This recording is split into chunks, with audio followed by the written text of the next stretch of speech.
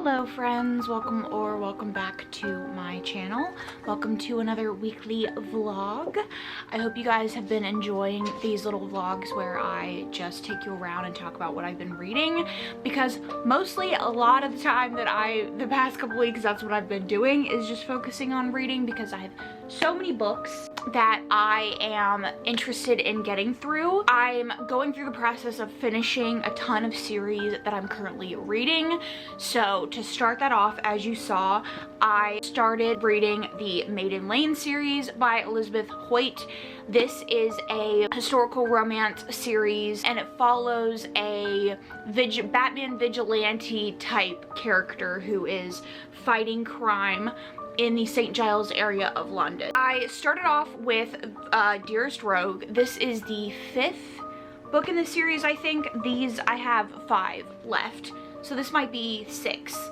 I have 5 left, but this one follows Phoebe and James. He ends up going into early retirement after an injury, and he is hired by the heroine's brother to be her bodyguard. The heroine is Phoebe. She is the sister of one of the heroes from the other book. He's like a duke or whatever. She has slowly lost her eyesight as the years have gone on. At the start of the novel, they've been together for a couple months, maybe a couple of years at that point, but some circumstances kind of shove them together because several kidnapping attempts are made on Phoebe's life. I really liked this. With the Maiden Lane series, I find that I either like the books okay or I love the books. I love historical romance. There's this feeling that I get with historical romance that I don't get with any other type of romance. It's like this chest ache, this like soul ache that I get from like a really good emotional, tender romance, which is what I tend to find in the historical romances that I read. But with the Maiden Lane series, I don't necessarily always get that, and with this one, I got it a little bit. So this ended up being a 4-star for me. I loved how just enamored, besotted, enchanted James was by Phoebe, and I loved Phoebe's character. She has such a zest for life and a desire to explore the world, and she wants nothing more than to get married and have children and have, in her mind, what is a full and loving life. And she is kind of chafing against the cage that she has been put in by her brother, but regardless, she has this like eternal optimism that is so lovely to read about. And I obviously love when characters are facing adversity however they see fit, whether they're like prickly and mean or they are like really sunshiny. I love either way, but I love Phoebe's character. She's a character that I've been so interested in since she was introduced in the series, and their romance was incredibly sweet. I loved the progression of James's love for her. He starts off feeling very responsible for her safety. Obviously, he's been hired as a bodyguard, and he wants nothing more than to lock her in the house. Watching his desire for her protection and all of that evolve and change over time with his love and with kind of their relationship and like talking to her and all of that was really beautiful to watch. I dog-eared so many pages, so many little interactions and moments between them that I really loved. Now I have moved on to The Sweetest Scoundrel. This is book something or other in the series. I am 110 pages in, and this follows Eve Dinwoody and Asa Makepeace. Asa is part of the Makepeace family, and they are the family that runs the orphanage in St. Giles that this kind of whole thing centers around. And he's currently working on remodeling a pleasure garden that was left to him in an inheritance by someone that he was really close with. Eve is basically like his accountant at the behest of her brother, who is something of a villain in the previous book, is very stoic, very cold, and Asa is not that way. He's very expressive, short-tempered, he's very emotional. Eve is like very attracted to him, but also put off by his behavior. She seems to have a history with men that has left her a little bit scared, and she has like a bodyguard and stuff, and they don't get off on the best of foots. Eve basically comes in and is like, I'm gonna shut your shit down. You're not using my brother's money correctly, and I want to look at your books, and you're gonna work by what I say. And Asa is like begrudgingly having to work with her. This is not going to be my favorite in the series. I've spoken previously, one of my pet peeves in a romance that we see a lot in historicals especially is when the hero in the beginning of the novel is like, she's plain, she's horse-faced, she's ugly, she's nothing special to look at. I hate that. I want every single hero in a novel, even if they don't like the heroine, to think that she's like the most beautiful thing that they've ever seen. And I know that that's not like, that's kind of boring to read every time. I don't think it's boring to read every time, but I don't like when it's like, she's so ugly, and then as time goes on, they discover her inner beauty or whatever. I think that's stupid. So that's kind of what we have going on here, and I'm not the biggest fan. Also, Asa is like not the most enjoyable character to read from, but I have a feeling that Eve and we're gonna be like two peas in a pod. So we'll see how the reading experience goes. I still have quite a bit to go. I'm not super in love with their romance. Asa seems to have changed his tune very quickly about Eve, and Eve has like this attraction to him. So I'm not super confident about how well this relationship is going to go for me, or how well I'm gonna like it, the end result, and how quickly we get there. Even if I don't love that one, we still have 3 left in the series, and then I also have some other series that I would like to read in this video. So I would like to get through these in the next couple of days. They're pretty short, and I can fly through historicals. So we're gonna finish out the rest of the Maiden Lane series and move on to some other series that I'm very excited about. So that is enough yapping, enough of an intro. Let's get right into the reading vlog, and I really hope you guys enjoy it.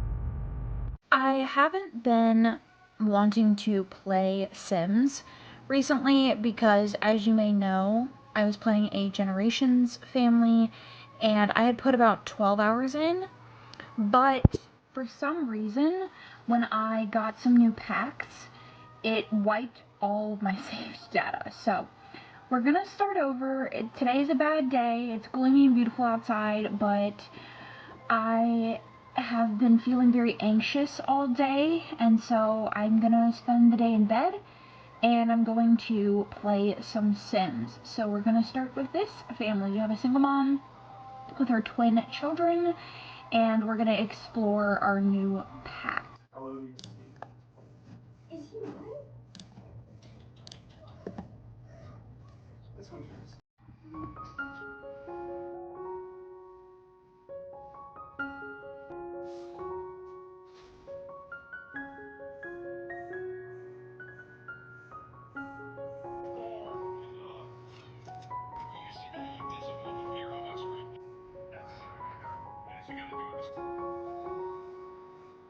Alright, so I managed to finish Sweetest Scoundrel, and I am 7 pages into Duke of Sin.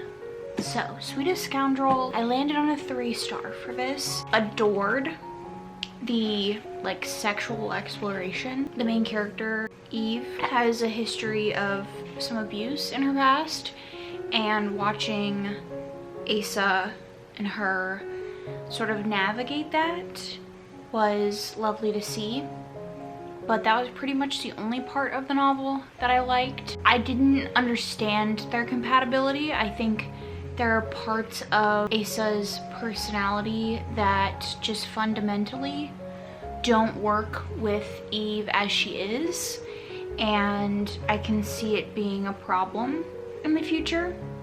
And that's just not really where I like to leave my characters when they have their HEA. That it was saved from being like a 2-star by, like I said, the exploration of their relationship together.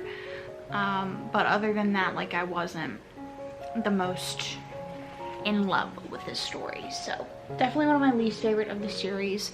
But now we are on to Duke of Sin. This follows Valentine, who is actually Eve's brother, and he was kind of the villain of the past couple books. He was basically forced to leave London because of his actions. We start the novel with him back in London, and he has discovered heroine Bridget, who is his housekeeper, who is something of a spy for some of the other characters in the novel, and obviously they have a romance. I know that this is not everybody's favorite, and I think collectively we love a good villain story, but I don't know that there is enough like groveling and such in this to kind of make up for some of this character's actions.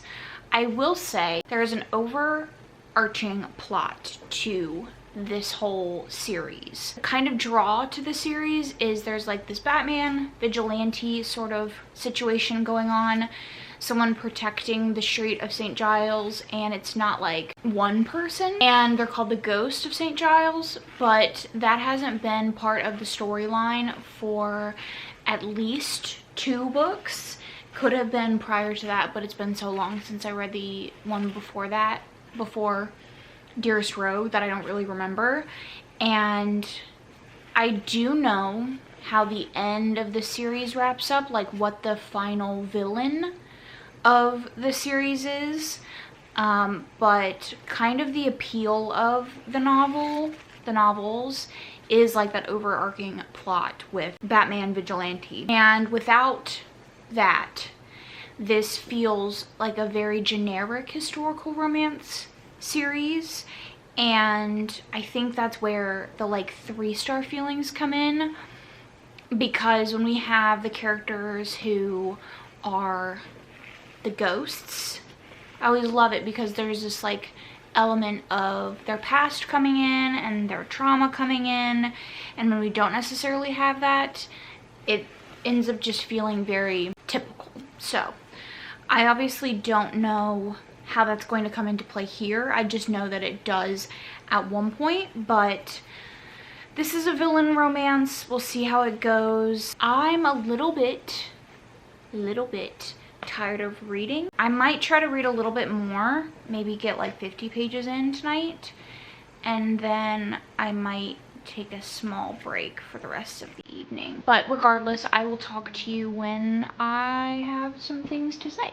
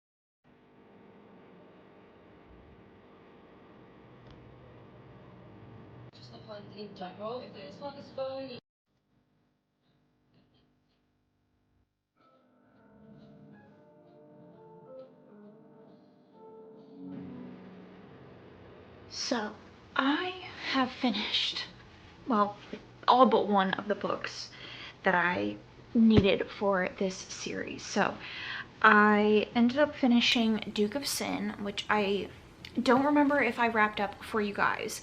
I ended up settling on a 4-star for this. I really was compelled by the relationship. I think the couple worked very well together. This wasn't my perfect romance purely because there was not enough groveling in my opinion. I love a hero that is a villain, but there are some decisions that he made that I wish he had been a little bit, I wish he had groveled a little bit more for, but I was the most intrigued by this one than any of the other ones. It held my attention. I blew through it. I really liked it. And then by comparison, I read Duke of Pleasure, which is the second to last book, I think. I think Duke of Desire is the last one. Yes. I did not like this. This followed kind of the same issues that I had with the other books in the series, and which was easily identified through this one. And that is that all of the characters feel the same in this series. And sometimes I find that to be the case with historical romance authors, because especially if they're all writing dukes or they're all writing wallflowers or whatever, it's sometimes hard to make different characters, like different personality traits for your characters, when we only have such a varied range of things that your characters can do, you know? And the fact that all of the characters in this feel the same was only exacerbated by the plot not really being as interesting as I would want. Like, obviously we start seeing the ghost of St. Giles in this one, and we have a little bit more intrigue going on at the end of this, picking up at the end of this and in this one, but the lack of faster plot really, yeah, it just didn't work for this novel. And the characters being very similar to other characters, pretty much all the characters that we've seen in this series, was just a little bit much. So this was a 3-star. And then I have made the decision that I'm not going to read Duke of Desire, at least at this moment. This is the final book, and it's the wrap-up of the plot that was introduced in these, and so I at some point might go back and read it. But honestly, not only am I not interested in this couple, because both of them, one of them was never even introduced in the series, and the other one was just introduced in this last book, and I wasn't like super intrigued by her storyline. So I'm not interested in the couple, and I'm also not that bothered by the ending of the Lords of Chaos plotline, like the Secret Society plotline. And, you know, I do know that the hero in this is like a damaged hero, and he like infiltrated the Lords of Chaos, so like that could be fun, but I am just not here for this right now. That is it for this video. It is the one of many parts of this TBR takedown reading book series I'm in the middle of saga, so I hope you guys will stick around. Let's talk down below about the historical romances that you've read recently, or if you are reading historical romance. If not, what else are you reading? What are you into? If you've read the Maiden Lane series, I would love to talk about it. Don't forget to subscribe if you're looking for more content like this. I have a plethora of different types of videos that I make, so check out my backlist if you are interested. Thank you so much for watching, and I'll catch you guys in my next one.